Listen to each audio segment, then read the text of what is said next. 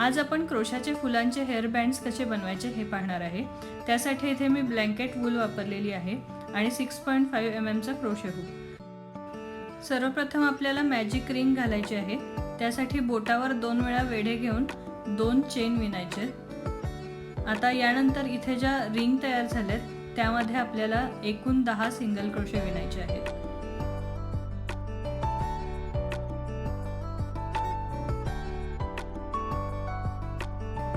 यानंतर लोकरीचं जे टोक आहे ते आपल्याला ओढून घ्यायचं आहे आणि मधला होल पूर्णपणे क्लोज करायचा आहे। पुढे स्लिप स्टिच घालून आपल्याला हा राऊंड कंप्लीट करून घ्यायचा आहे। आता आपल्याला 2 चेन विणायचे आहेत आणि यानंतर पुढच्या स्टिचमध्ये आपण डबल क्रोशेची अर्धी प्रोसिजर करणार आहे आणि असे एकूण 3 स्टिचेस मी इथे विणलेले आहेत। अशाच पद्धतीने दुसऱ्या स्टिचमध्ये सुद्धा आपल्याला डबल क्रोशेची अर्धी प्रोसिजर करून 3 स्टिचेस विणायचे आहेत।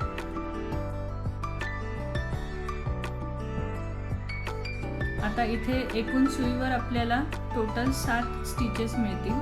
तर या 7 स्टिचेस मधून आपण लोकर ओढून घेणार आहे आणि 2 चेन घालणार आहे। आता आपल्याला पुन्हा सेम स्टिच मध्ये स्लिप स्टिच घालायचं आहे आणि अशा प्रकारे आपली एक पेटल इथे तयार झाली आहे। अशाच आणखी 4 पेटल्स मी इथे विणून घेतले आणि अशा प्रकारे हे छानसं फ्लॉवर इथे तयार झालेलं आहे। आता मधला भाग तयार करण्यासाठी इथे मी पिस्ताशू कलरची लोकर वापरलेली आहे।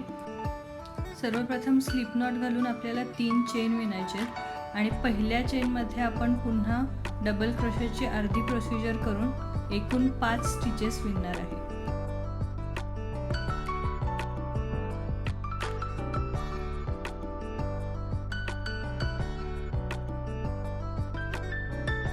यानंतर पुन्हा सर्व स्टिचेस मधून आपल्याला लोकर बाहेर काढायची आहे आणि आता एक चेन विणून मी इथे लोकर कट करून घेणार आहे।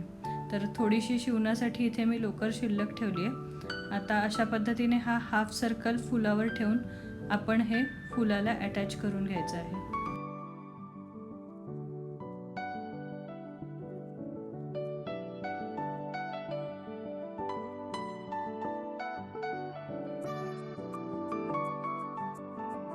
आता इथे आपल्याला हेअर बँड मागच्या साईडला अटॅच करून घ्यायचं आहे। तर जी एक्स्ट्राची लोकर आपण शिल्लक ठेवली होती त्याने मी अशा पद्धतीने हे रबर बँड मागच्या साईडला शिवून घेते। यानंतर एक्स्ट्राची लोकर कट करून घ्यायची आहे आणि अशा प्रकारे छानसं हेअर बँड इथे तयार झालेलं आहे। तुम्ही सुद्धा हे रंगीबेरंगी फुलांचे हेअर बँड करून पहा आणि कसे वाटले हे मला कमेंटमध्ये नक्की कळवा।